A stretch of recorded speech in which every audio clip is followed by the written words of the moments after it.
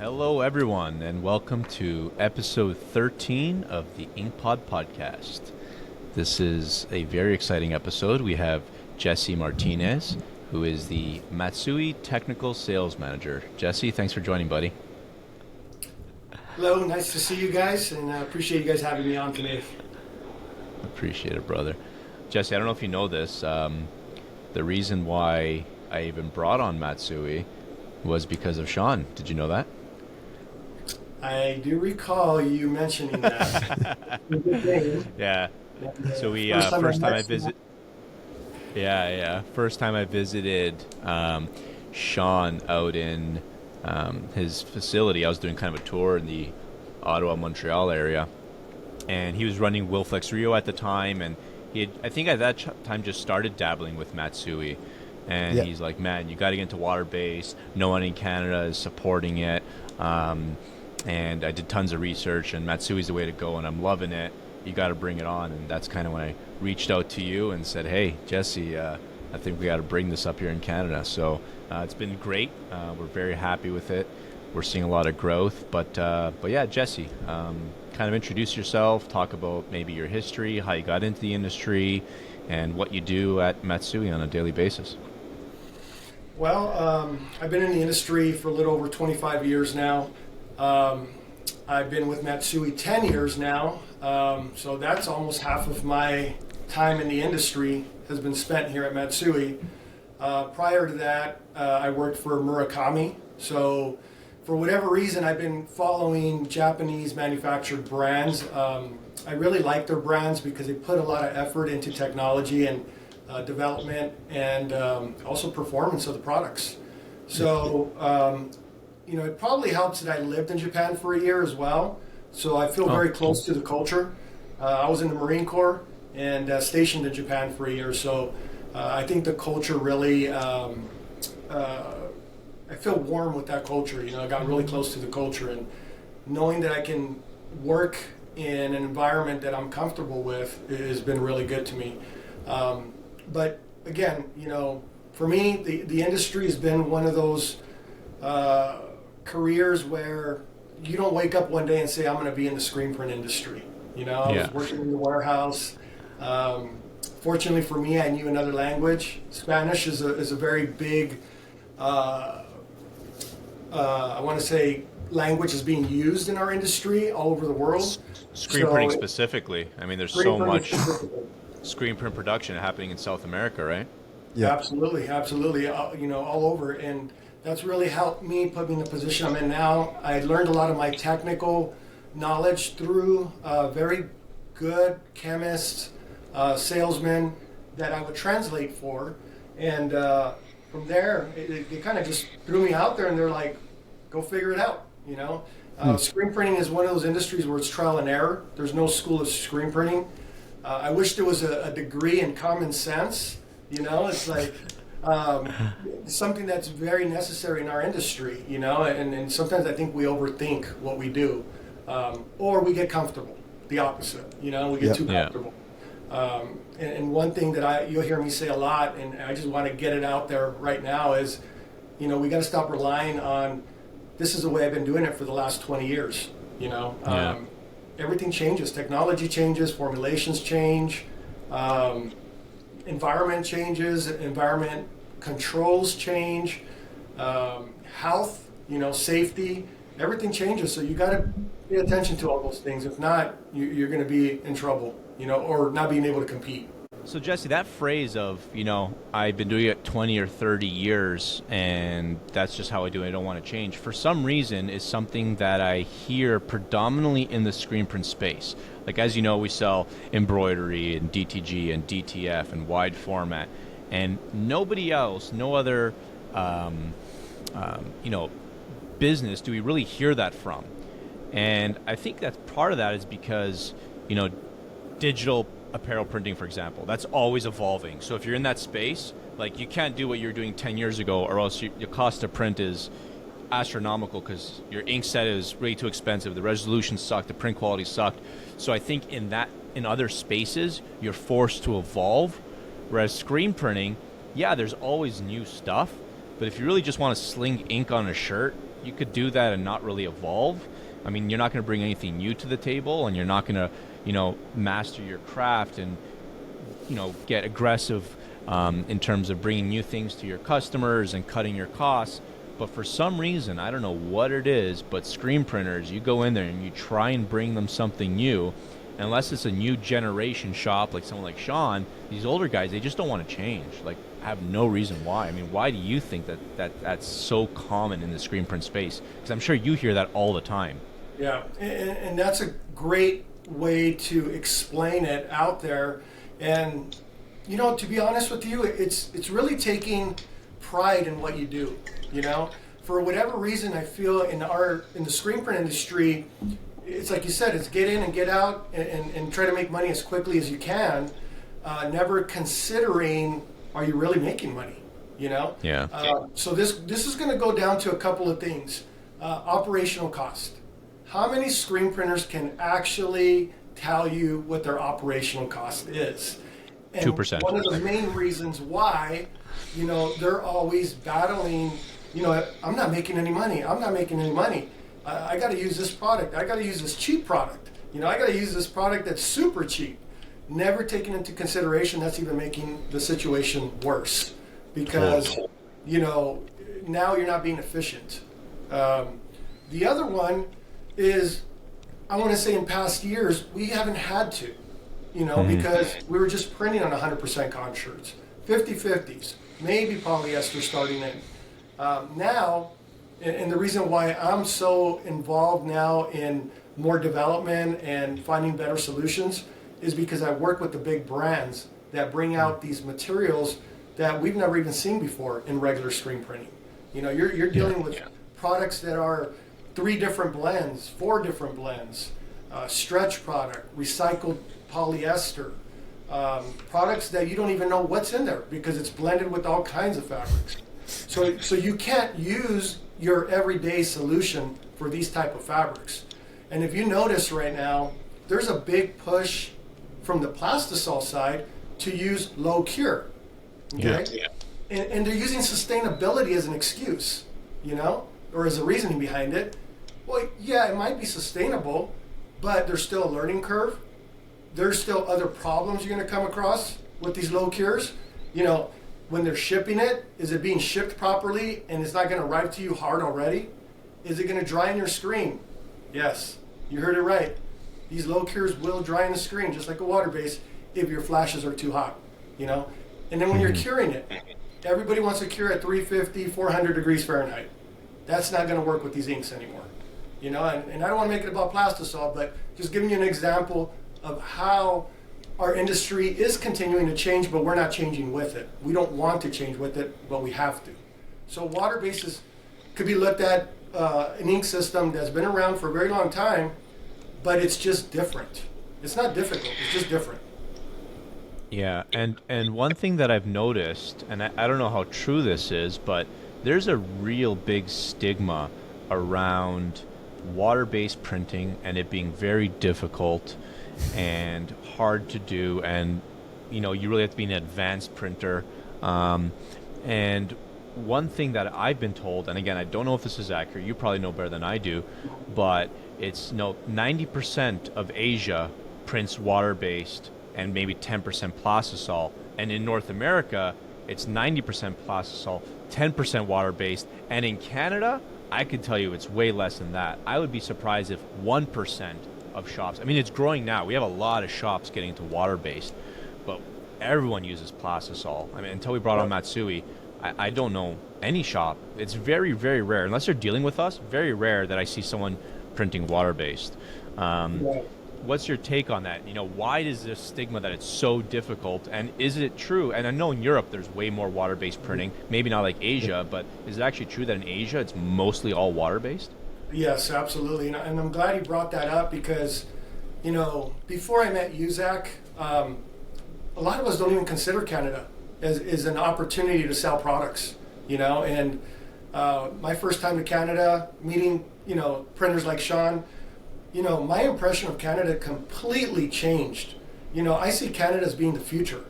And a lot of it has to do with the different cultures you have in Canada. A lot of the people moving to Canada come from these countries where they are using water-based. You know, to them, using plastisol is probably a pain. You know, it's totally the opposite stigma that, you know, we have here, and they're more willing to try water-based. And I would say Canada will probably grow faster than the U.S. when it comes to the application or the use of water-based because they're more open to it. Unfortunately, in the U.S., you know, we have this comfort of doing things that are easy. You know, we don't want to work for it, unfortunately. And you know, when it takes a little extra work, they're not interested. And plastisol is just one of those inks that you can leave open, leave it overnight, walk away from it, come back. But a lot of people don't realize the effect that it has, you know, treating this ink system that way. We have humidity in the air. Plastisol, if you leave it open, it will absorb humidity. Yeah. We turn on our dryers to 350, 400 degrees Fahrenheit. We are trying to speed it up, trying to dry it as fast as possible, encapsulating that moisture inside the plastisol. What does that do? Well, that affects the performance of these plastisol inks. So then people wonder why their inks are falling off, washing off, cracking, and so forth. With water-based, you don't have that, and if anything, you're going to have a better product at the end of the day, not only in performance of how it's going to do when you wash it, but how it feels. A lot of people get into water-based because of the hand feel. And because the labor is less expensive in other parts of the world, it's a lot easier, you know, to get to use this type of system. But for them, honestly, I think it's more efficient as well. Even though they have more help, it's more efficient because they can do things a lot more faster and get more numbers, higher numbers, production numbers as well. So I think that's where kind of we're headed. And I'm kind of excited about the low-cure plastisol because I think that's going to make people realize that water-based is all not that bad. You know, because they're going to have a lot of issues converting to low cures. I find it funny when people say that water-based is hard to learn or like they don't want to switch because they're used to plastisol. And I think it's for anything in life, right? People are they don't want to change. They don't want to adapt to new things because they learn a certain way, right? So my dad, that's 64 now, if I tell him to walk a certain way or speak a certain way, he's not going to do it because he's been doing it for 64 years. So I feel like there's a lot of people in the industry that have been doing it for 20 years. They're like, oh, well, it's working and we're making money, so it's fine to do that. But the reality is that the new generation that's coming up, and they're learning what water-based thinks, because at the end of the day, it's not how hard something is. It's just, what's your background? What did you learn? Because if you learn to print plastisol, then you can't take that lesson and bring it to water-based ink. It's a completely different type of ink. But if you just learn how to print water-based inks, and then you try to print plastisol, you can take all the learning that you learn from water-based inks and convert it to plastisol, but you can't do the opposite. It doesn't work that way. So if I was starting over, the first thing I would do is learn water-based inks, because then I would be a master of all, like in the sense I could play with both inks, right? So just doing one thing, like plastisol, for example, I feel like you're lacking in the department, and that's where you just want to say, like, okay, we're making money and it's fine, but I don't really care about the product. Like for us here, I know why I switched to water-based inks. I've always wanted to be water-based inks. It wasn't doable because we didn't have RB that supplied it. It was hard to get our hands on inks. There was a supplier that got virus for a few months and then he let go of it. So I was never able to fully jump into water-based inks. But that's what I started with. I started with Discharge, Ryonet Discharge clear-based inks. And I wanted the soft hand feel, right? That's what I wanted to do. And that, like, I acquired large clients because of that. And then I grew and simply wanted to do water-based inks, but I couldn't because there was no suppliers. So I was, as soon as I met Zach, I was like, dude, get this ink. It's the best. I got my hands on it. It works amazing. The stretchability is great. And like what we didn't have with the Ryonet line of ink that was out there is like all the additives that now Matsui has, and then like the low cure, the fixers. You don't have that with plastisol. Like for me, if for example, there's one day that I'm running, I don't know, back then we were running 2 presses for screen printing. So maybe I was running Discharge and I was running some HSA inks and whatnot, and you don't want your Discharge to be too hot. So I was running my oven a bit lower. Just to be safe, I would put some additive in my HSA to make sure that, some fixer, right, to be sure that the curing was going to be completely fine. 25 hours later, you take the shirt, you pull it apart, there's not going to be any crocking on it compared to plastisol. Like, it's a lot stretchier. It feels like the stretchability of DTF print. So if you guys out there know like the feel of stretch of DTF, it's exactly like that, right? It's the hand feel, the stretchability. I know as soon as I print a water-based HSA print and it leaves the door, it's not coming back for crocking or peeling or anything like that. So for me, I know the advantages to why I switched to water-based inks. There's advantages to both. Plastisol, it, like right you were saying, you can leave out there on your screens, but the reality is not true, because you come back, the viscosity is going to be different. You can't just go back on press and print. You have to warm palettes. You have to print some scrap shirts to be sure that your inks come back. So like all the advantages people are saying about Plastisol inks are not that true, in my opinion, by using them. But anyways, I know why I switched to water-based inks, and it's just ease of use for the shop, the whole team, being able to now have access to RB that was selling them, so it's easy for us to have access. So if you have a good supplier and then you teach your whole staff how to use it, there's no more chemicals in your shop. That was a massive point for the whole staff. When we started playing fully, like the first 2 weeks we had water-based inks, the whole staff came back and we were like, we don't ever want to go back to Plastisol. This stuff's amazing. And I understand it, because I wasn't the one cleaning the screens anymore, right? But somebody that's cleaning screens all day and he's smelling that chemical, he's like, man, my life is amazing. I'm not smelling any chemicals anymore. So, yeah, it's nice when you can just use water, right? Exactly. Right, exactly. So a bit of a reducer in water, that's what we use in our shop all day, every day. Yeah. So the staff, like, it makes our staff happier, and the quality of our product is better. It made us more profitable in the sense that you have to be efficient when you go on press, right? Once you're set up, it's go time, because your inks, they do have a certain period of time, especially if you're doing HSA. So you need to be sure that all your prep is done properly, so that when you start printing, you're actually printing. When you do Plastisol, you don't really care about your SOPs and things like that, because if your screen's open for 15 minutes and you're setting up, then you don't care, and your staff is not going to come tell you, hey, my screens are getting clogged up, right? Because of water-based inks, now it gets a lot more efficient. So I want to know, like, why do you think people, I know why I got into water-based inks, but why do you think shops should consider offering water-based inks as a new solution, or like jump their feet into water-based printing and try it? What's your best advice? Well, I think it's important to just add it to your portfolio of offering, and start there. You know, I'm not here to tell you you should switch 100% to water-based. You know the transition. Sean, you've gone through the transition. There's going to be a learning curve. You know, you start little by little. You start 10%, 20%, 30%. Before you know it, you're going to be at 50%. I think both systems have their place. You know, Plastisol to me is more for promotional items. You know, like something that you need to get printed quickly, get it out the door as cheap as possible.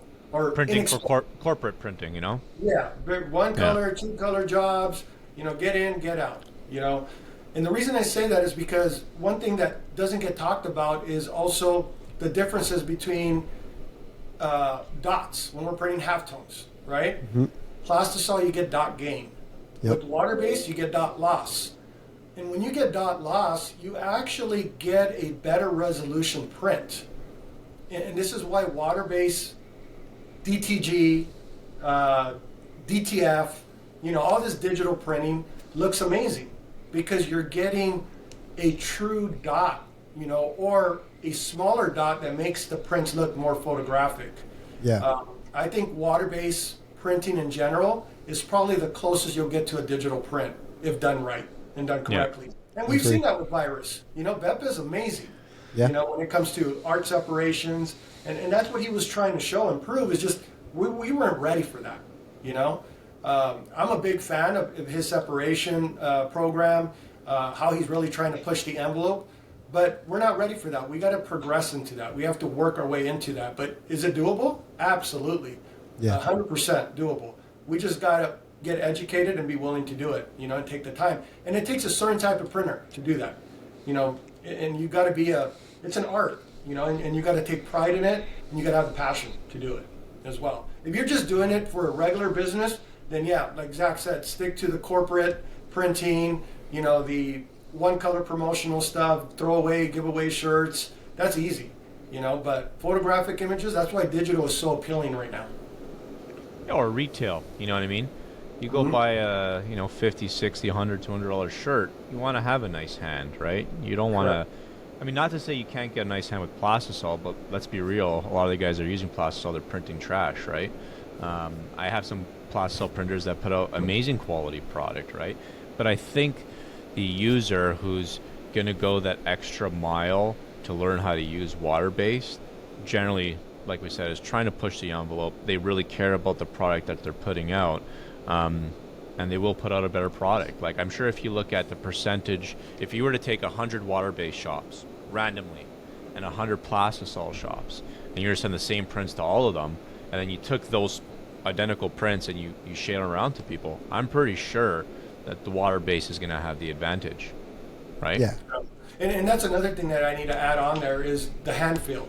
You know, a lot of these garments are getting lighter, softer, and you can't have a heavy print on there. This just doesn't look good. And I've even seen situations where we're seeing warping of the garment because the plastisols have a little bit of a puff agent in them to cover better, so that when it puffs up a little bit, it just causes that garment to be wavy and warpy and disforms the print, you know? So the solution for what's being offered now in textile garments, you know, is water-based. It needs to be a light ink solution, something that's going to be breathable and doesn't feel heavy. Yeah. Okay, so I have a question for both of you guys, actually, and it's just intriguing to me in the sense, like, I know you guys were saying, like, promotional stuff and things like that, why, like, go with plastisol? But in my mind, it's like, why wouldn't you go with DTF? If you're a promotional guy that's doesn't care about quality and you don't want to, like, worry about anything and really be a simple printer, why don't you go with DTF for all your promotional stuff? Because there's no way that you can mess up, right? You upload a PNG, print it, and then you can use your automatic screen printer press with like a stampinator on it and just be as efficient, but there's no inks, there's no mixing, and the quality is going to be much nicer than whatever plastisol you have out there. So why, like, in my mind right now is like, why even plastisol if you're doing promotional? Well, I mean, DTF's new, right? I mean, people are still, we're installing Mamaki DTF machines. You know, we actually just sold an M&R Quattro today, DTF machine. It's new to the market, so a lot of people just haven't had the opportunity. But that being said, I mean, look, a lot of the guys are printing corporate. A lot of time it's larger run sizes. You're not going to print, you know, 4,000 prints for TD Bank, you know, 2 colors with DTF. You know, there's still a place for screen printing. You know. Yeah. So I'll be the devil's advocate on that one. And I know Zach has been working really hard on converting a lot of shops to DTF. I know a lot of shops are converting to DTF. But there's also a lot of health concerns right now with DTF, environmentally and for yourself as well. Yeah. You know, I think there's a lot of misinformation of how to use this system. We all know the adhesives have an issue right now, and if you don't have a good filtration system and a good exhaust system, it's not recommended for you to be working around it, you know? Yeah. And the other thing, and I'm going to just throw that out there because we got to get people thinking about this, you know, when you go and heat transfer the DTF, what is exhausting the fumes that are coming out of that, you know? Like, nobody's really putting any attention to this, you know? And I have a feeling that DTF is going to grow to be a really big monster and a good solution for a lot of shops. But I just pray that it doesn't backfire on us and create some bigger problems, because we have too many people using DTF in their garages, in their bedrooms, with no ventilation, no exhausting, no filtration system. And what's to say that later on it's going to create a problem, you know? Well, Jesse, to that point, I mean, the adhesive is essentially the same or very, very close to the adhesive on screen print transfers. Correct. So like screen print transfers, if you're applying the powder by hand, right, and flicking it off and shaking it, those powders are going into the air, you're breathing it in. Mm-hmm. That's why there have been machines now that are roll to roll, the powder's contained, you have a fume extraction system that goes through a charcoal and HEPA filter. So, and that's just going to continue to evolve. You know, we have these new filtration systems that are like $6,000. They do an amazing job, made in Canada. all that kind of stuff, and it does a really good job. It traps the oil. There's no fumes at all. But like you said, a lot of these guys are in the garage. They're buying DTF machines for $5,000. They're not going to spend $6,000 on a fume extraction system, right? So that's the issue. But I mean, in terms of the dangers, I mean, there is no difference between a screen printed transfer, that powdered adhesive, and that exact same process of flicking it and inhaling it. It's been there.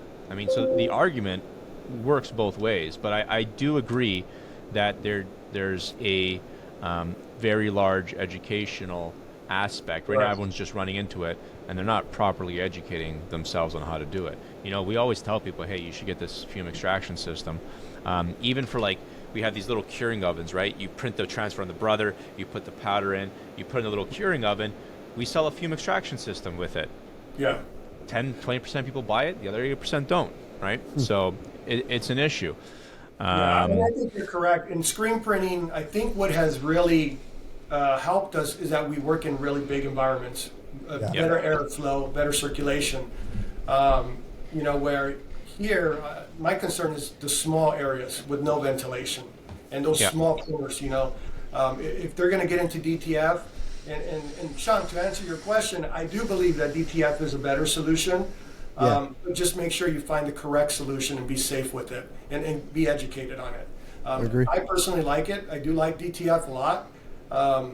But if it's going to hurt somebody, I'm not for it. Yeah, for sure.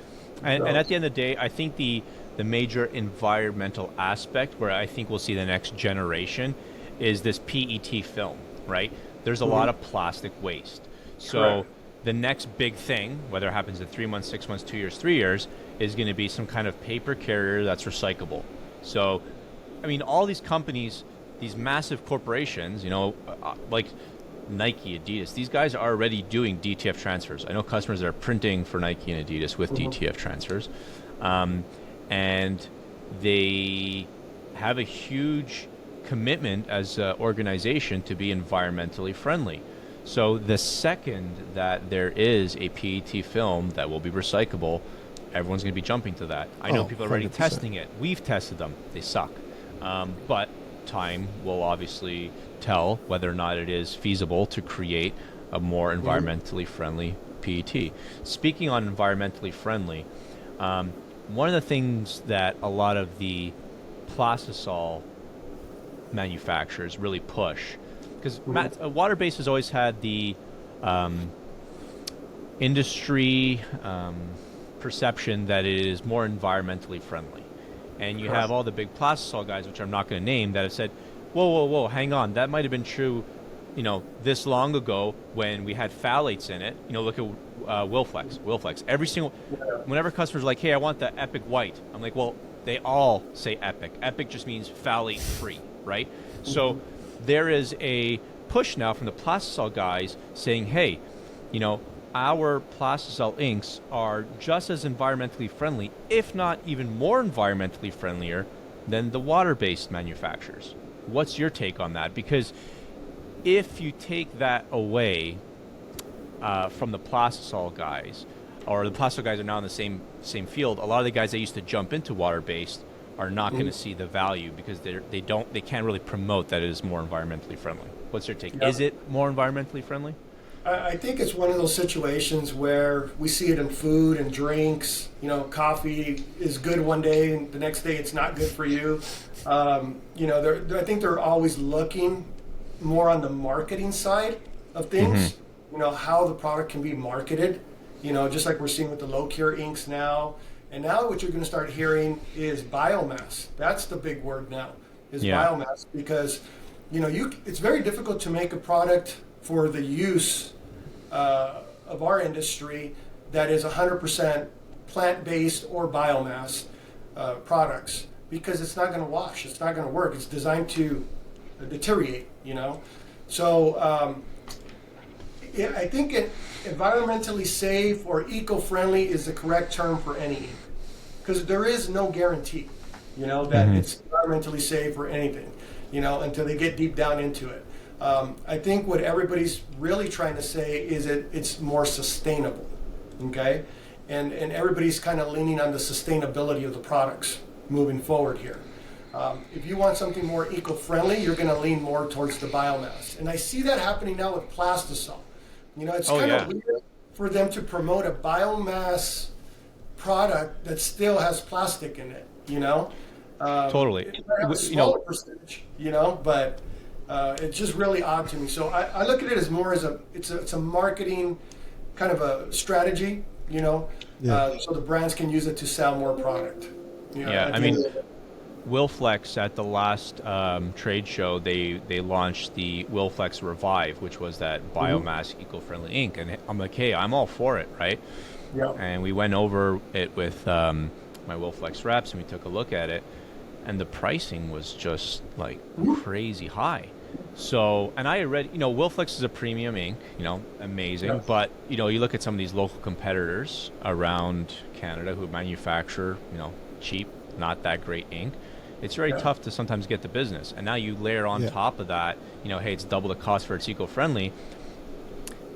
The printers are not going to buy it. And, you know, and that's what I said. I said, look, it's going to be a very, very, very tough sell for me. I'm not saying that there won't be the customer. If there's a push from someone like Lululemon and Nike, Adidas, Fanatics, if they start saying, hey, we want the Revive, great, because the contract printers, are going to have to, you know, bring it in, and Nike will pay a premium or whoever else are printing for them, so then it'll work.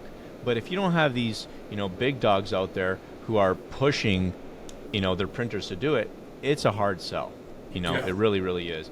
Now, that being said, you know, obviously it's a new technology. New technologies are always way more expensive, and then they figure out ways to become more efficient and bring down costs. So it'd be great to see it move in that direction, but I think there's still a ways to go for sure, right? Yeah, and I'm okay with it, you know, because I feel like it's paving the way for water-based. You know, they're just getting closer and closer to one day saying, hey, we're going 100% water-based, you know, no more plastisol.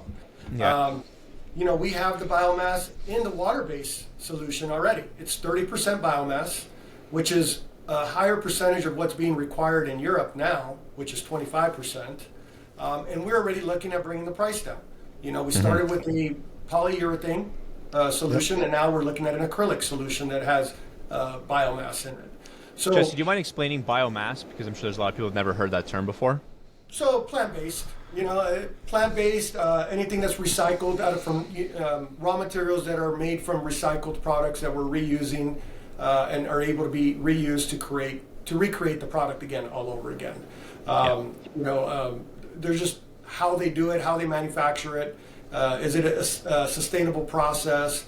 You know, everything up to the point to finalizing the product will create, you know, that certification for being considered biomass. But it's really working with recycled products is my understanding of what we're doing with our products.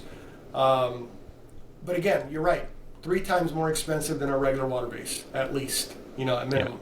So that's been very challenging to convince somebody to switch over. You know, and you know, every time we do have a 100% plant-based product, you know, and every time I mention to them that they just gotta accept that it's not gonna wash, you know, it's gonna fall out on the first wash, they turn away and they're like, hell no, we want nothing to do with that, you know? So, but makes sense.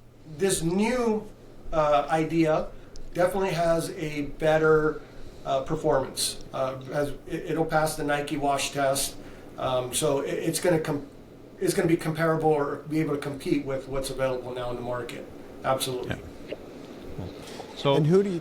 Yeah, go ahead, Zach. No, you go, Sean. I had a question. Like, who do you think?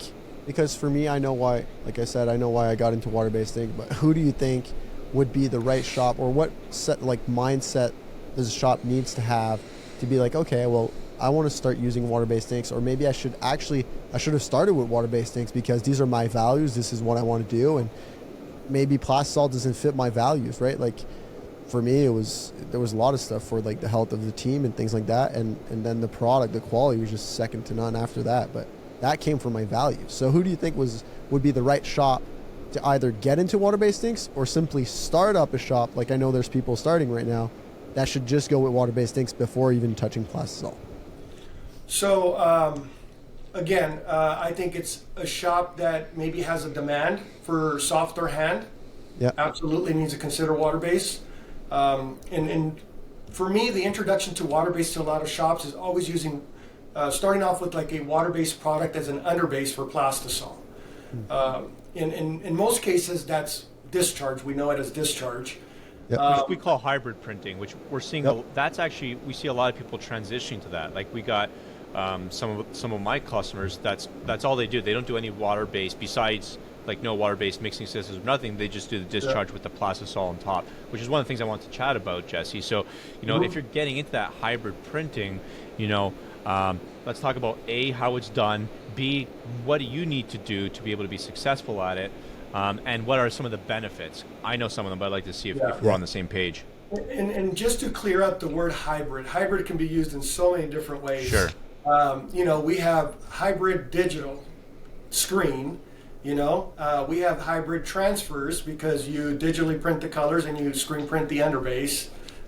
We have hybrid bases, where we mix polyurethane and acrylics together to create a better product. So your hybrid printing is really the combination of using plastisol over a water base. It could be either a Discharge or a high solid acrylic. Okay, and like Sean mentioned earlier about these different plastisol temperature ranges. With these low cure plastisols, even if it sounds like I'm against them, and it's not that I'm against them. I just think we're not going to know how to use them correctly at the beginning. There's going to be a learning curve, and it's going to take some time to educate and change that mentality of how to use these inks, no different from water base. But I do feel that these low cure plastisol inks could be a better solution for this hybrid type printing, because now we're going to be working at lower temperatures, be able to keep the product in there longer in the dryer to evaporate all the moisture out to give the inks the best opportunity for performance. So in a hybrid printing situation, Discharge unfortunately is kind of hit and miss with different fabrics because it's more compatible with 100% cotton shirts versus a true high solid acrylic can be compatible with more types of fabrics as an underbase. Yeah. Then we can use the plastisol on top of those, and what that is going to do for you is going to give you a better feel print. So it's going to be smoother, and by being smoother, it's going to feel softer. The other thing that water-based inks do for you when it comes to printing, plastisol has a tendency of creating static, especially in low humid environments. Okay, by adding water base as an underbase, that's going to help you mat down the fibers and hold those fibers down while the plastisol comes on top, and is going to allow the plastisol to feel a lot smoother as well. So that moisture, that little bit of moisture you're adding to your prints will help in the long run as well. And this is why I really recommend this is where you start, because it's only 1 or 2 screens at the most, and then everything else plastisol. Once you get comfortable with that and you like it, then you're going to be like, okay, I want to take this to the next level. I want to get it even softer, Yeah. And it becomes addicting. At some point, I think Sean can relate.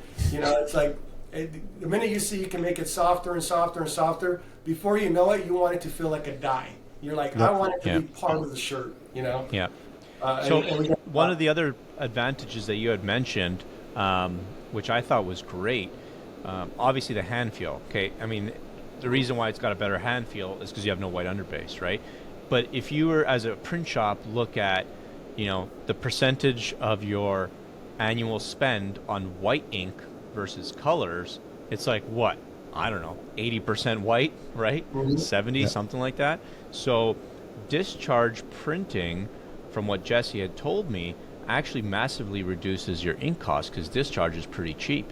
So for some of these big contract guys that are printing literally for pennies, it's a great solution. You're going to get a better hand feel, which is good for the retail, but you're also going to really reduce your costs, which I thought was really interesting. And I've seen a lot of shops have reduced their underbasing down to 1 screen because of it as well. Totally. They use less ink. So yeah, in the long run, again, this goes back into operational cost. How quickly are you underbasing? How much ink are you saving? What is the cost of that ink at the end of the day? And the quality of the final print. It's gonna, the value of that print is gonna go up because of how it feels. Yeah, exactly. And guys, so let's talk when we about... say Discharge printing, Yeah, I just want to say, like, before we go out of hybrid, when we say discharge printing, don't be afraid to ask the manufacturers, what discharge underbase can I use to do hybrid printing, right? If you use a white discharge underbase for a plastisol top, it's not going to work because white discharge actually has HSA, high solids acrylics, mixed into it to have that white vibrancy, right? So as soon as it goes through the dryer, you get that soft hand feel that, like, you get the small crust of white discharge. If you do that under plastisol, your plastisol is gonna trap that under it, and it's gonna crock or peel. I did the mistake because I didn't call the supplier. So I was like, okay, I have a white and blue print. What I'm gonna do is do the white discharge base and just hit the blue on top. Yeah. Don't go that route. You want to go as soft as possible, clear discharge base, or call Zach, call Jesse, ask them, hey, what base should I use for hybrid printing? They're gonna tell you. There's discharge base out there just for that. And seriously, the results are unbelievable. Even if you use HSA top. You usually push the discharge base, right? That's what I. Yeah, because I recommend using a underbase of 230 mesh or higher. Yes. Okay. Because we need to evaporate that moisture as quickly as possible and get it to activate as quickly as possible. When it comes to brining the underbase, you can add a little bit of the discharge white up to 40%. Okay, that's the safe. Okay. Yeah, you're safe to add up to 40%. I didn't know that. Yeah, and the reason that the white flakes off or comes off is because we purposely overpigment it, and that overpigmentation is there's not enough resin in the product to hold it because it's designed to wash out to give you that vintage soft look when it comes to discharge. So that's why that happens. But at 40%, there's enough resin between the white and the base to hold on to it enough, and then you put the plastisol on top to encapsulate it. I'm going to try that actually. Well, I'm going to try it with HSA on top, but I'm still going to try it. That's interesting. I never thought of that. Yeah, 60-40, 60 base, 40% white. Even the Super 75 works really well because that's already based down. Yeah. And one thing that I've learned because of digital hybrid printing, we have a discharge underbase for digital hybrid printing that people are printing directly onto. Wow. That is using the DM discharge base. Okay? The DM discharge base is a higher resin discharge for improved wash fastness. So if you use that base with the white, the wash fastness is incredible. Okay? Oh, that's smart. For discharge. So you know what's so funny? Sean, 1 minute ago, I think it was you, he just placed an order for a whole bunch of DTF fume extraction filters. He bought 5 filters. Me. It's somebody. Yeah.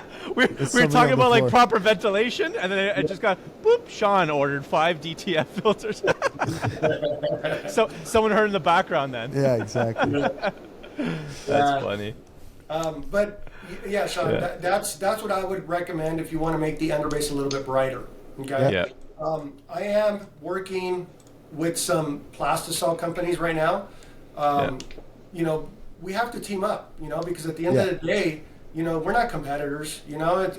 We're trying to figure out how to make this work for the printers. And so we're trying to figure out how to avoid some of the color shifts that happen because of the aggressiveness of the activator in the discharge, and it happens with the colors that are most sensitive to heat, your red pigments, okay? Yes. Some of your reds, your yellows, your greens, they have a little bit more sensitivity to that, let's call it bleaching process, okay? And once it attacks that pigment. Don't you try to bleach your underbase completely before? Yeah, you're trying to remove that dye off the garment. Yeah. But when you put the plastisol colors on top, if that moisture or it has not evaporated completely, it will start mixing in with the plastisol and attacking the pigments inside the plastisol. So that's where people that doesn't have a stampinator to cure the underbase are having trouble. I get it. Yep. That's why I love the stampinator for pretty much a flash unit for curing the first discharge underbase.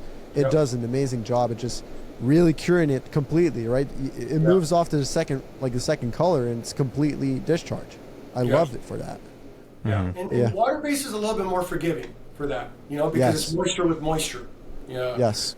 But I think with the plastisol, especially if you're using a very inexpensive pigment from companies that are importing it from God knows where, Yeah. those pigments are going to be even more sensitive. You want to use a high quality pigment. The big name brands, the Wilflex, Rutland's, Monarchs of the world. They have higher quality pigments that can withstand this. I'd like to play with that. Yep. That's interesting. Yep. Totally. Absolutely. So let's talk now. Okay, I'm a plastisol shop. I want to get into water-based printing. Where do I start? If you're running an auto, you're gonna have to get wing flood bars. Aqua wing flood bars. What are let's come through a checklist of what I need. Obviously, you need the water-based inks, but let's talk inks aside. You already know what inks. What other changes in your shop do you need to implement to make sure that you're set up for success to do water-based printing? Pre-press. Number one, pre-press. And even before pre-press, just understanding how to create your separations for water-based, taking into consideration the dot loss versus a dot gain, in the art department. But pre-press, I think this is an area that is given the least amount of attention. I think they get their lowest paid employee and throw them in the pre-press area, and I think it should be the opposite. You need somebody intelligent that's going to take pride in what they do and give you the best quality out of that pre-press room. And the products you want to use for water-based are very important too in that pre-press area. Starting with your emulsions. That's been my number one obstacle in a lot of shops. When we go and try to test water-based, they don't have the correct emulsion. Okay, you don't sell emulsion, so what's your favorite one? What's my favorite one? The multi-purpose emulsions from everybody. They all make a like our Sati, PHUHR, our Ulano trifecta. We just brought on the Hydro X from Chromoline. We actually have one from each manufacturer that we brought on. Yeah. So as long as it's designed multi-purpose and has a little bit of solvent resistance, especially for the HSA inks, that's what you're looking for. Okay. Yep. Discharge is a little bit more aggressive, but it still works with these emulsions, especially on small runs. But those screens might need to be hardened if you're going to go a longer run for discharge, because it's just a little bit more aggressive. Okay. But so the screen will break down, is what you're saying, correct. right? Yep. Yeah. It'll break down. Especially if it's not exposed properly, which we have that happen a lot nowadays. That's a solution to everything is give it less time and less time. And I think we're starting to find out that that's become a bigger problem than we expected, especially when we switch to LEDs, Yeah.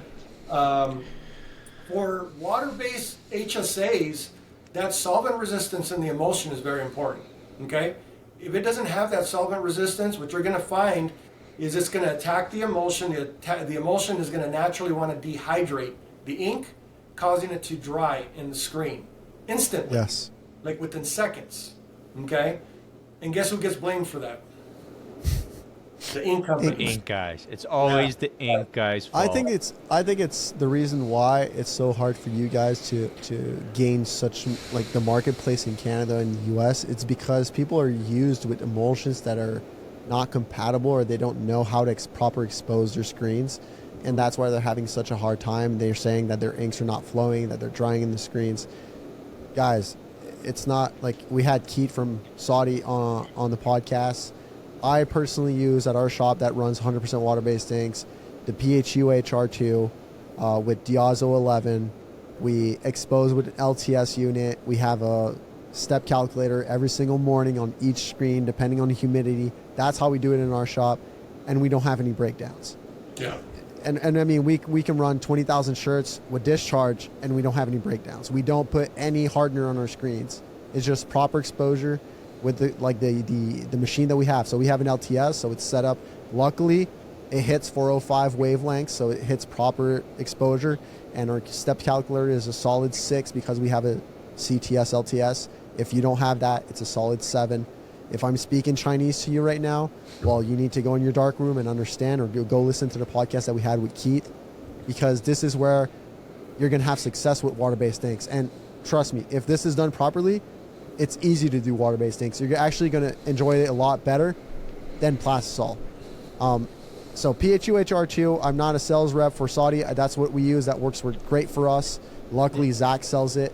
I add Diazo 11 in it. The reason why is because it gives me leeway to overexpose or underexpose a bit depending on the screens that we want to make, especially with halftone sometimes, and then I can post-expose it. So that's the reason why we use the Osmo 11. To be honest, I don't think you really need it because PR2HR2 has a solids content of 45%, which is great for water-based inks, and it's solvent resistant as well. So that's my sales pitch for not being a salesman.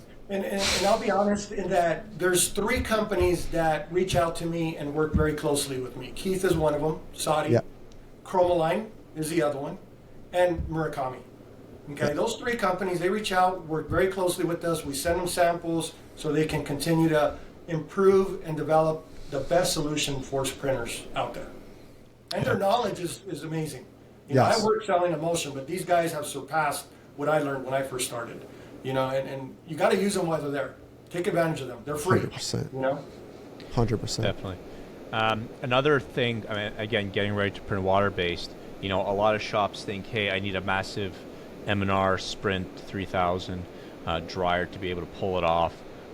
You know, where a lot of these guys have electric, no forced air, you know, infrared, or some have, you know, electric infrared. Jesse, do you want to just touch on it because it's been a topic that's been brought up multiple times? You know, what it takes to be successful if you don't have a gas dryer. What changes do you need to make to be able to pull off a good print and make sure the curing is done properly? So the beauty of water base is that, you know, for many years it's been known to be an air dry ink. You know, it's probably the closest to a solvent based ink. You know, we know water is solvent, you know, so we do have a catalyst that will turn it into a true air dry ink. But, you know, what you're really looking for is hot air. You're trying to evaporate and push the moisture out of the ink so that the cross linkers, the resins, they all do their job in fixating to the fabric.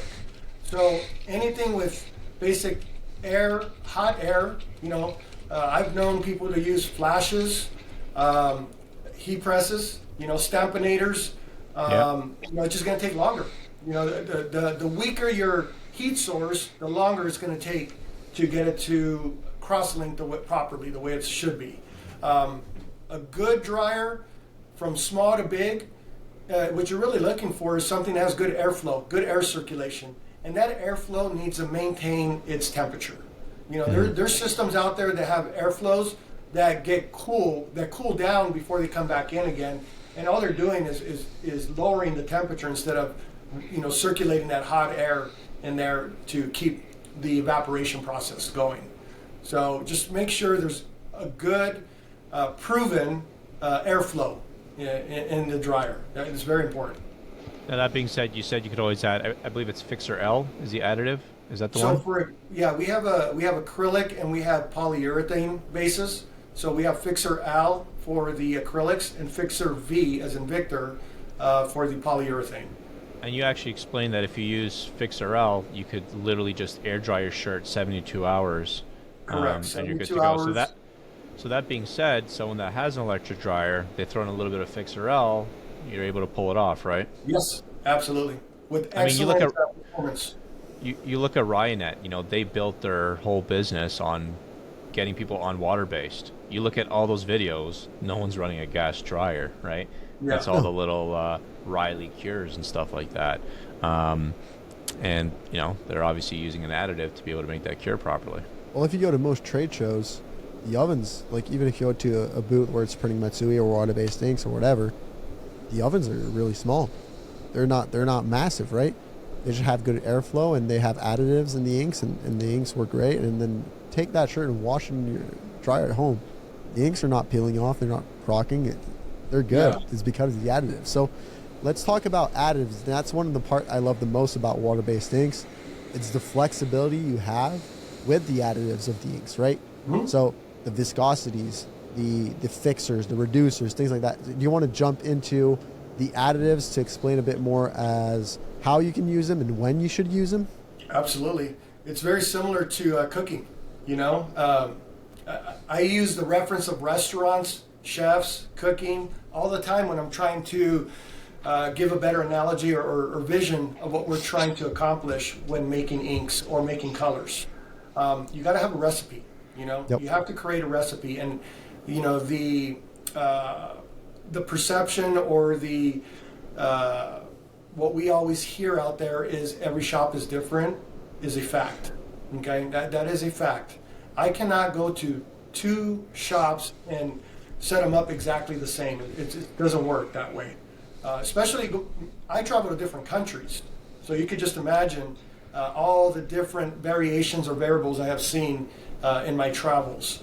But the good news is I learn from all those experiences, and I get to see many different scenarios. And the additives is really what has put Matsui in the map. And Sean, you confirmed that. It's massive. The additives are very useful. As much as we don't like them, as much as we want to complain and say that using Matsui is like being a chemist, mad scientist. A mad scientist, exactly. It's needed. It's needed to adjust for the different situations, the different environments, the different fabrics that we're dealing with nowadays. And even the hand feel you want to get. Like, the reason why I love so much the additives, like I was saying, is because I can build the ink just however I want it, right? The additives, you can play with it, and you can play with the bases too, like additives. So, for example, if I want a soft hand but that has a really nice simulated process print for my underbase, but I want that white to be vibrant, I'm probably going to use a soft stretch white mixed with a combat white with a 301 base in it, right? And that's just me playing with the bases and the whites because I want that vibrancy of the combat, but I don't want the viscosity of it. So I'm going to add maybe 15% of that combat, maybe 35%. And the reason why we're successful is because I'm tracking that data, right? Mm-hmm. So if I'm tracking that data and I really like this print, and then we have picture of that, next time I want to reproduce something like that, I know what base I need to mix to get that results. So that's why I love, like, if Matsui didn't have that aspect to it, I don't think I would have asked Zach to bring it in so much, is because I was like, I'm going to be able to mix the inks however I want them. I don't need a specific white for my plastic or for like my polyester or my cotton. I can mix it however I want and then just repeat it afterwards, always. Yeah. So let's talk a bit more about the additives that, like, for me, the quick additive is a must in all the inks that we use. And then you get the reducers, the fixers. What are the musts that for a shop that's wanting to jump in, that's going to make his life easier? I think the bases are not called additives, but I would put them into like that category as well. Yeah, list them and also explain them, what they're actually used for. Because a lot of people, you say quick additive, it's like, well, what's that? So when I first started with Matsui, we didn't have quick additive. We just had all the individual additives. And I got to give credit where credit is due. You guys know who Culture Studio is in Chicago. Yes. And they have a lot of equipment, they have a lot of employees. They don't have a Sean that is willing to do all this, testing and mixing and everything, but they're an amazing facility. They're contract printers that need to get everything in and out as quick as possible. But they do an excellent job of working with water-based when they work with it. And what they came up with, what do you guys know in Canada and Chicago? Hockey, right? Yeah. So they started blending the additives so they can make a one pour solution instead of pouring all the 3 different additives, and they called it the hat trick. That was the original name of the quick additive. It's called the hat trick. So just a little history of how that developed. That's fun. That's awesome. So the only reason I call it quick additive is because the one thing we realize when you start adding all these liquid additives plus the liquid pigments into the ink, it's going to bring down the viscosity of the ink. Yeah. And when you bring down the viscosity of the ink, it's going to affect the vibrancy of the color or the coverage of the color. Mm-hmm. So in the quick additive, we added a little bit of thickener just to help maintain the viscosity a little bit better. I still don't think it's where it needs to be, and that's the reason why we have a thickening agent as well now, a thickener, that you can use to bring the viscosity back up so that your colors stay more true, and you don't lose them because viscosity is, affecting it. Because once you reach that max load of pigment, there's a pretty good chance that the viscosity is going to be pretty runny, watery, and I'm sure you've seen that from, different colors.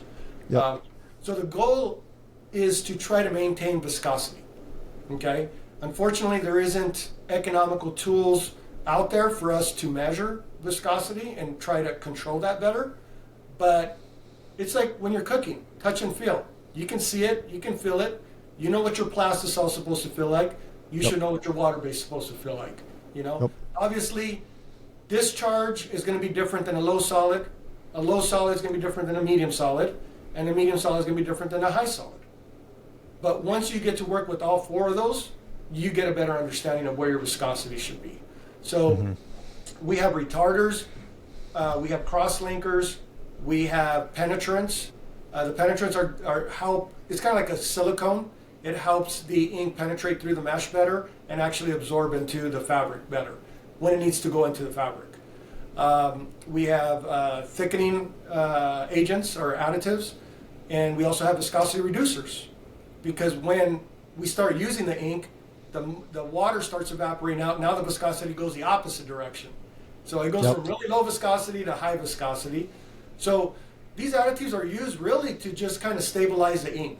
You know, understanding when and how to use them to keep your inks stable, you know, is a key with those additives. One of the newest ones we have, and Sean, I don't think you've tried it, we call it a flow agent. No, I don't think I have that. Sometimes as the ink starts going up in viscosity, it wants to creep up your flood bars and your squeegees and so forth. So this flow agent, you bring the ink out, you add a little bit of flow agent, it just makes it more creamier, more workable. And it just kind of slides down a little bit smoother off the squeegee and the flood bar. So this is something that I found when we had a batch of white ink that was too high in viscosity. This is what they sent me to fix it, you know. And then when I asked what it was, I'm like, oh my God, you know, we need this. You know, all our customers need this. So that's called the flow agent. Okay, the manufacturer's name is SP-1, but you know you're not going to remember it, so we called it flow agent. You know, just so you know what it's used for. And other than that, we do have something new as well in the catalyst arena, where we know the catalyst will add a pot life after 8 hours. You know, 8 hours, 12 hours, sometimes 6 hours. So we have a new catalyst that will have a 48-hour shelf life. Okay? Oh, wow, that's really good. So you can print 2 days in a row. That's really nice. Correct. So one day you add 1%, the next day you revive it with another %. Oh, that's nice. And it'll last you up to 2 days so far. We're testing it to see if it lasts longer, but we've had very good results for 48 hours now. Our solution for like things like that, when we know we're going to use catalyst, is we're just going to mix a big batch of ink, and we're just going to keep that ink for that client, close it, seal it, and just we're going to use what we need for that day, put the catalyst in. So people that thinks that, what am I going to do if the client comes in 6 months down the road? Well, you can mix a big batch up front and just take what you need for that day. That's what we do. Yeah, and I would still recommend that, but now you have that comfort to know that if there's anything left over, you can still use it the next day. 100%. That's really interesting. That's nice. Yep. So that's a really cool one. The other one, not necessarily an additive, but I think it's something that everybody needs to know about. It's an oxymoron, actually. A water-resistant ink, a water-based ink for water-resistant fabric. Okay. Okay, that's interesting. Yeah, because you have a lot of these nylon jackets that have a coating for, you know, to make them waterproof or rainproof, water-resistant. There's a lot of these sportswear fabrics. You know, big brand North Face makes a lot of these type. This is a new product that we developed for that type of customer that is looking for a solution that is PVC free. Okay, because you know, this still needs to be PVC free, but it needs to adhere to a coating that is water resistant. We do have a solution for that, and that's called SWR paste. And I've heard it works on other substrates because it's so aggressive and bites onto it so good that some people use them on floor mats that needed PVC-free ink on them during COVID. And it worked. Smart. Yep. People Somebody told me to use it on a Frisbee, you know, so that got my attention. You know, it's like a Frisbee. I'm like, oh, maybe we have something here for, you know, polypropylene or plastic or something like that. So we haven't done any further testing on our own, but it could work. It could work. Hey Zach, have you ever seen the special effects printed from Matsui? Yeah. I mean, we're seeing like a really big push in special effects. Actually, at the class that we did, it was kind of special effects focused. And Jesse's always been the big ambassador of pushing the Matsui product line for special effects. Like I've had some customers, they used to use, the Wilflex New Puff, but then they started dabbling with the Matsui puff, and they just said it was, it puffed way more. It was a really big difference. Jesse, you guys have a pretty wide array of products. Some of them that are really unique, like the one where you sweat. Was it hydrochromic? Is that right? Well, we have a hydrochromatic and we have a phantom clear. That's it. Yeah, phantom clear is awesome. Yeah, so kind of talk about some of the special effects that you see very commonly used that you think you guys do a really good job on, and some of the super unique ones which I think are not available in Plastisol at all, obviously.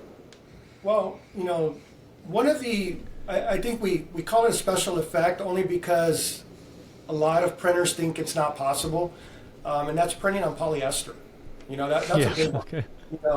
Printing water-based on polyester. It's a special effect. Magic. It's kind of a special effect for us, But again, we were forced to find a solution because the major brands had to be PVC free.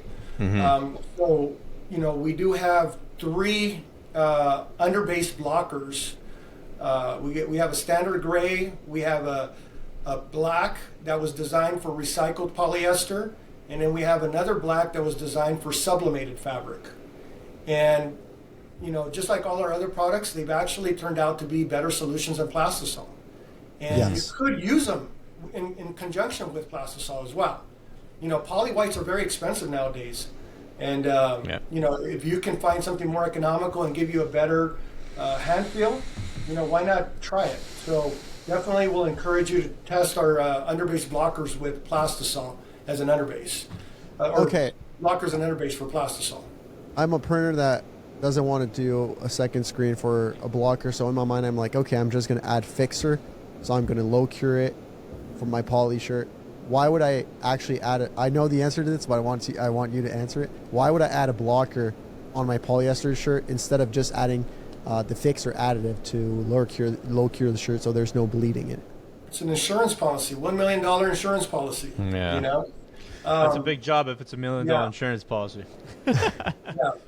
Unfortunately, we can get away with it, but I live in Arizona, and if my shirt does not have some type of a blocker on it, and I leave it in my car, it will dye-migrate in my car, unfortunately. And a lot of it has to do with flashing too. A lot of printers don't realize that even though you're running it through the dryer at 270, 280, 290, your flashes are at 320, 320, 350. So you already started that migration. You activated the dye migration even before it went through the dryer, So once you activate it, there's no turning back. And is it me or the stretchability with the dye blocker is enhanced? I don't know why, but I feel like when I add that base on polyester, it looks and feels like a Nike print. Yeah. So, Nike print translates to a lot of people as a vinyl. They say it feels like no, not that, but like the soft rubbery print, not the vinyl one. The ones that you see from Nike that are actually stretchable on their dry fit shirt, right? It almost looks like silicone, but yes, silicone. Yeah. So that's more of a polyurethane, but so what the blocker does, it allows for the ink to sit on top of the fibers better. So it creates better bridging properties. And so it looks nicer. Yes. And that's a good point because what I'm going to say doesn't make sense to a lot of people. Nothing ever does, Jesse. No. But the more ink you lay down, the softer the print gets. Yes. Yeah. And the more durable it gets. Okay? Okay, this is from my knowledge. I oftentimes use a dye blocker on like 50-50 blend just because I want that feel. Yeah. Is there another base I could use instead of the blocker? You can mix the blocker with the white 50-50. Okay, and what about the clear? We do have clears as well. What about the new hybrid clears? Could I use that? You can use a hybrid underbase clears. Yep. Yeah. So clear is going to give you a softer hand feel naturally because you're no longer printing directly onto the polyester or the fabric or the 50-50. So if you add any type of underbase, and it's going to be less expensive than adding a blocker or white, there is clears out there that you can put underneath. Guys, it's knowledge very common. here. Knowledge. The other thing is a lot of people are starting to not use white underbases anymore. They're just double hitting it with the colors, 2 screens of the same color. Yeah. Okay, explain this. I'm not. Yeah. So the white, because water base is transparent, it's has a little bit of transparency to it. Yeah. Every time you add an underbase to a water based color, it's going to have a tendency of wanting to shift that color to a more pastel look. Okay. Yes. But That's why you see in plastisol, a lot of guys, they tint their white underbase like slightly gray, right?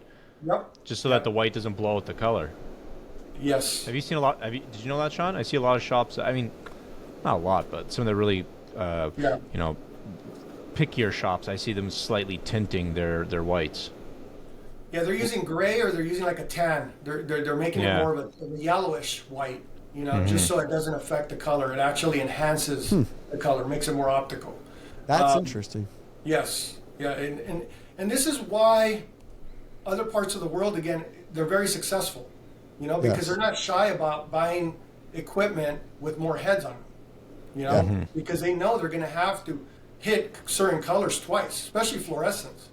Fluorescent is a synthetic color, so you need to hit that twice to really get that vibrancy of a fluorescent.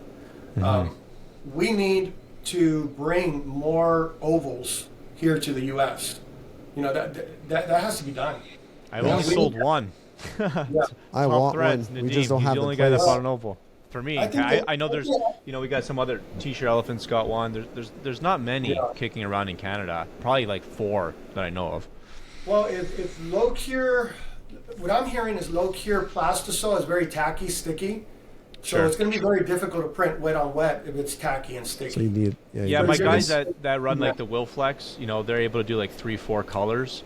Whereas the Monarch, standard cure, you might be able to get, 5 or 6. But yeah, it's definitely tackier. And that's why, we don't say that low cure is necessarily the right fit for everyone. Like if you are a promo printer, contract, like I said, corporate, it's perfect for that, right? Generally it's text-based. You don't have a lot of colors overlapping. There's not a ton of ink, so there's not a screen ink pickup. But yeah, it isn't for everyone, right? We actually, when I started here and I revamped the whole screen print line, we only offered the Wilflex Rio. We didn't even offer it a standard cure because we really believed in it and we wanted to come to the market with something different. Nobody in Canada was offering low cure inks at that time. So that was a really easy way for me to come into an athletic shop that was like, hey, man, all I do is print athletic wear. And I have dye migration on my red jerseys or my 50-50 hoodies or whatever it is. So us coming in with the low cure is like, hey, man, we could solve that problem. So it really helped us. It's hard to get a customer to change a color system. Very difficult. You know what I mean? But that low cure advantage that we have really helped us to get some people to convert. But it isn't for everyone. You know what I mean? If you're a shop that does, 18 color prints, big prints, retail, a lot of wet on wet, it might not work that great for you. No. And I think that's important to put that out there because I feel like right now there's just a big marketing ploy, to try to switch everybody over because as a manufacturer, we don't want to carry too many products either. We want to downsize and limit what we offer because it's hard to control. 100%. And we already run into that now with water-based, and we're not even 10% of the market, and we have all these products. So I can understand it, but I agree with Zach. It has its place in the market for sure. So you were talking about special effects, and you said printing on polyester. No one's really that impressed. All right.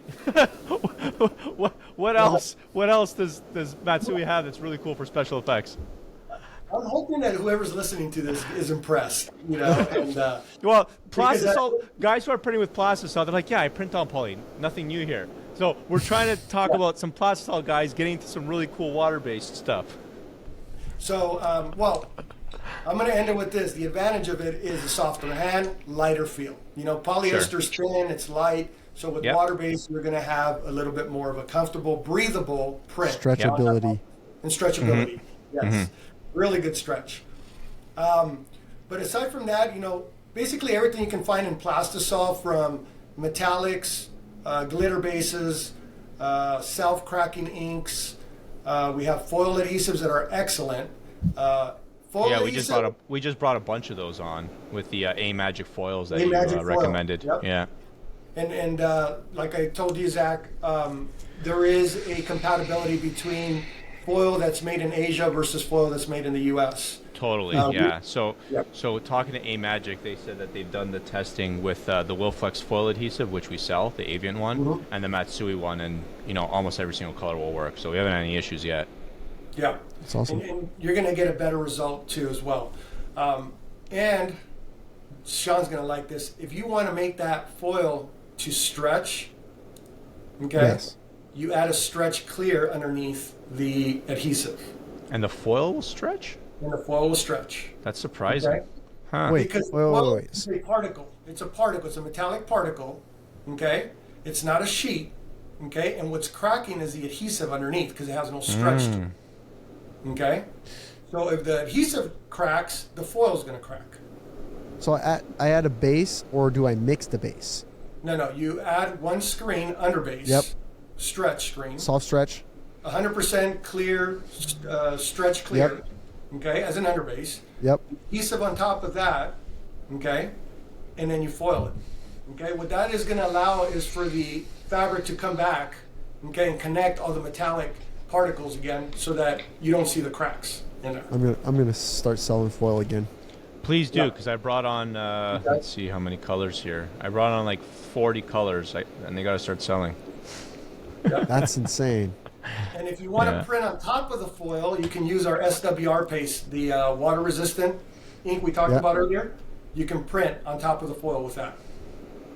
Yeah, and another cool thing too is if you wanted to do a print where it wasn't all foil, what's it called again? The foil...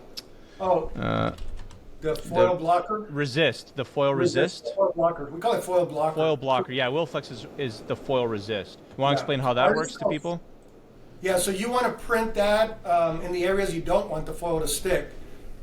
Naturally, foil will not stick to discharge. Yeah. Okay? But water-based that has higher resin content, it's going to want to stick to some of that. So what you do is you print a foil blocker in the areas you don't want that little bit of foil to stick to it, the contamination, to avoid contamination.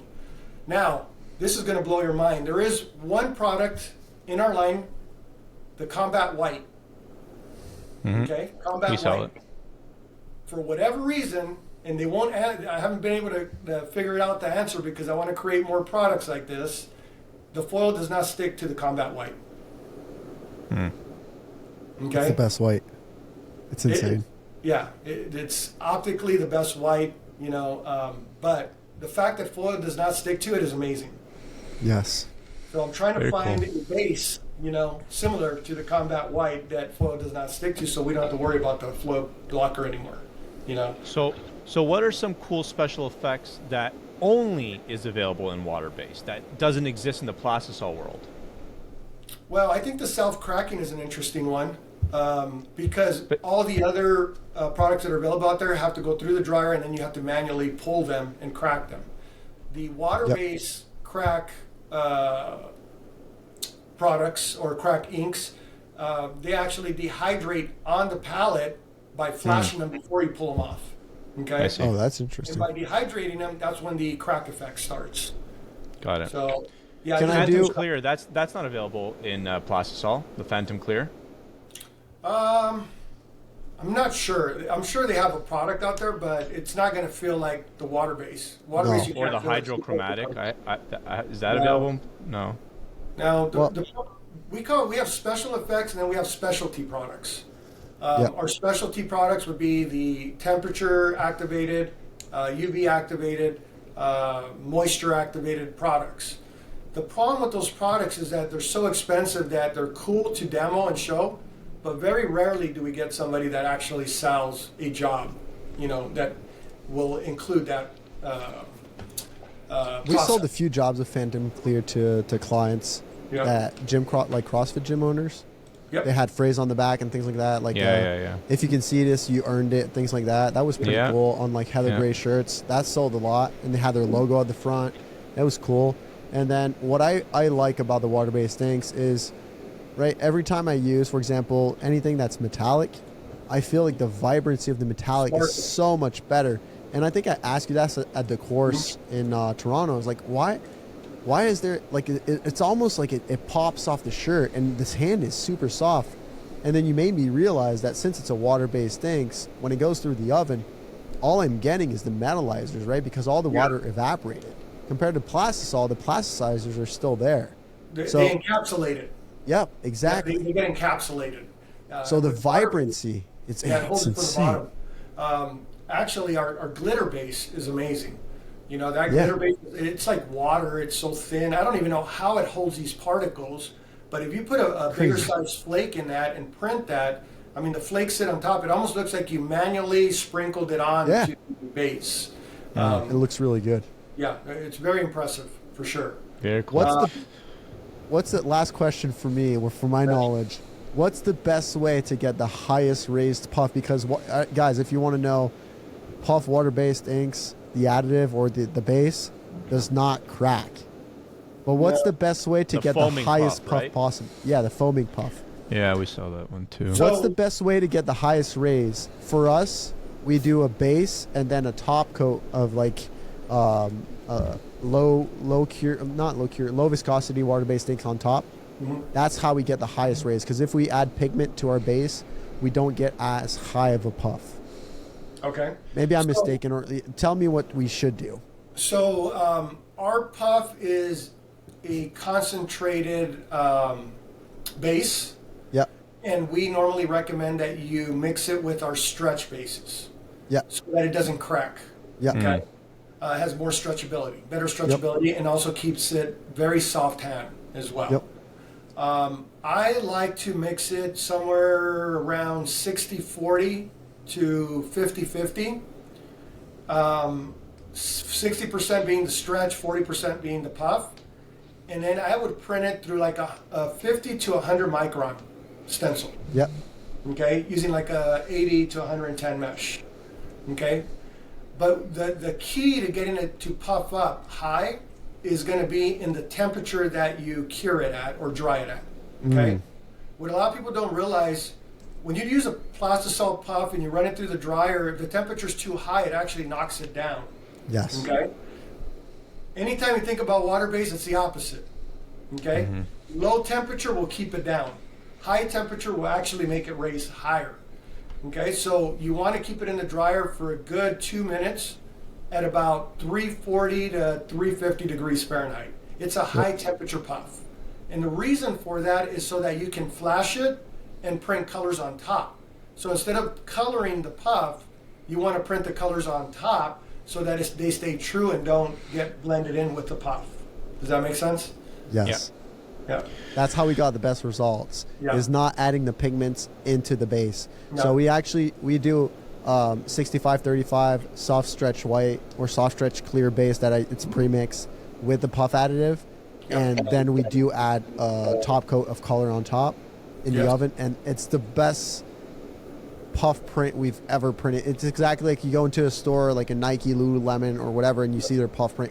It looks just like that, and you can't crack it. It's unbelievable. And it's really trendy right now. So that's one of the inks that I would like. Even if you're a plastisol printer, it's easy to print with. It's nice to work with. Like, it flows through the screens. It's not super viscosity, like thick. So that's one of the inks I would buy.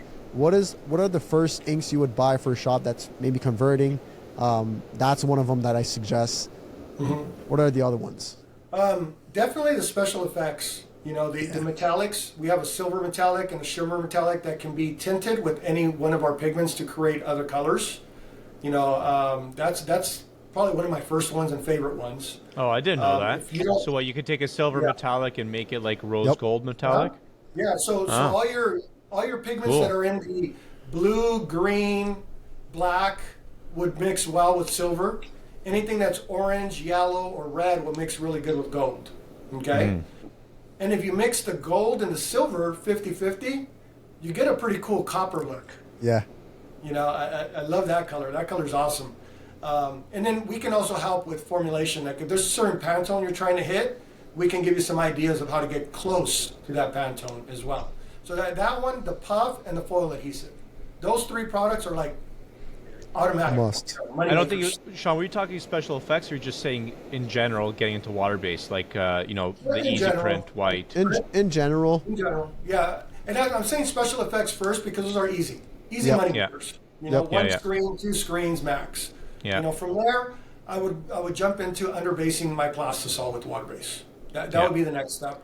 And your first black. white, your first white, maybe like an easy print white and black, RC spot black. Like, if someone wants to start printing white and black, where would you start from there, from the product line?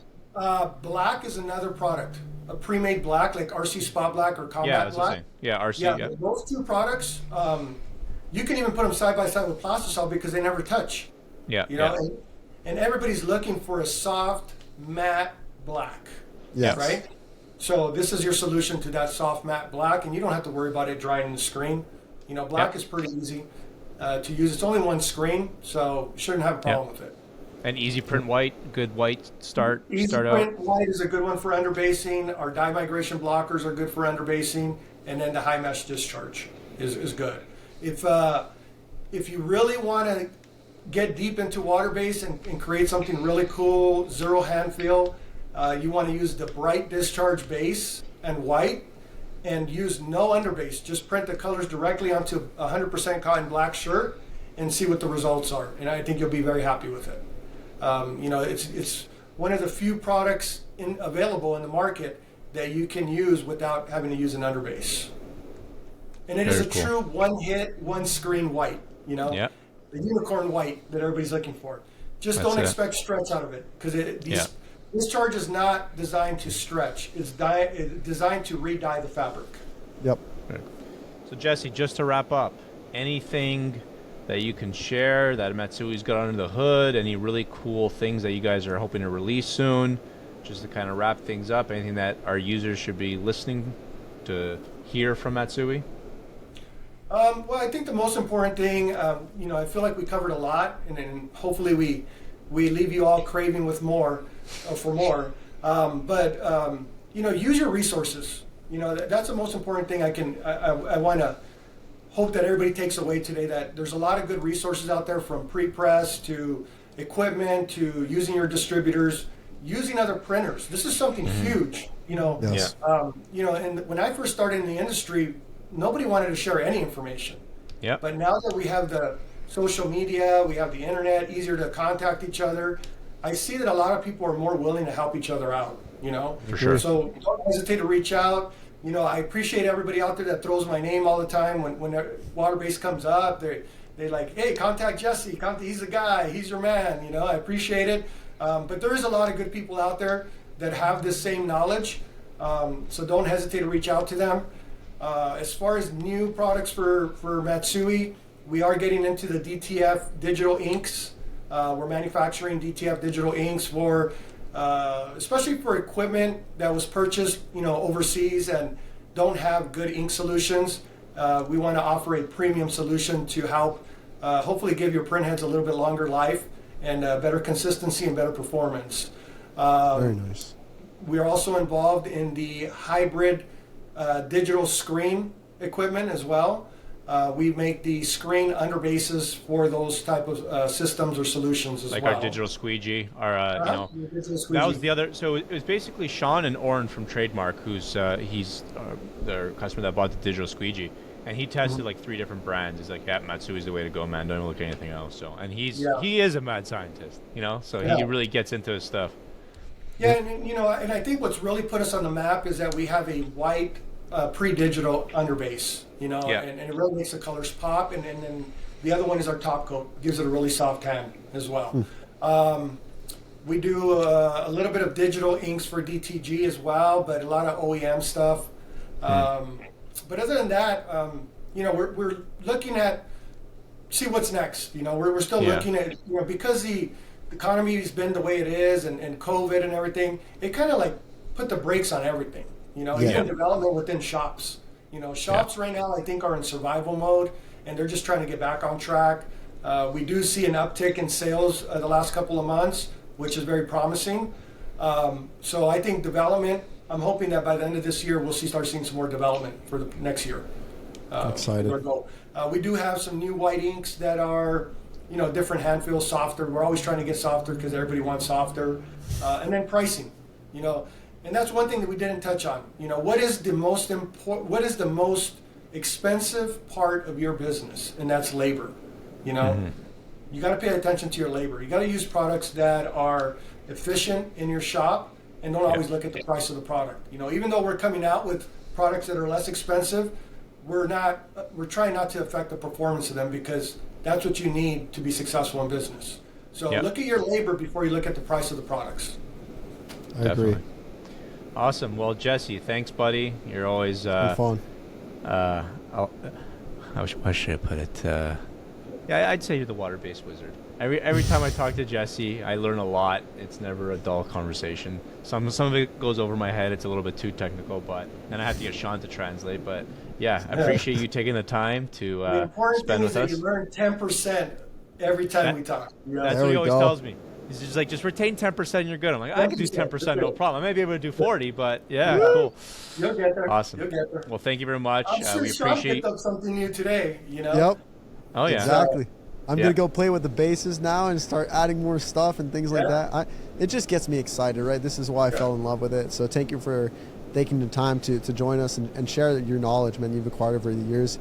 It's been massive to me to help me grow the shop, and I think it's been massive to Zach too for those 10% every time he's talked to you. And yeah, sharing your knowledge is always great. I feel fortunate to be in this position, and I'm willing to help anybody, and work with anybody. And I even try to help the competition, because at the end of the day, I'm very confident that if every printer can be successful, we're all going to be successful. So that's my goal. Awesome.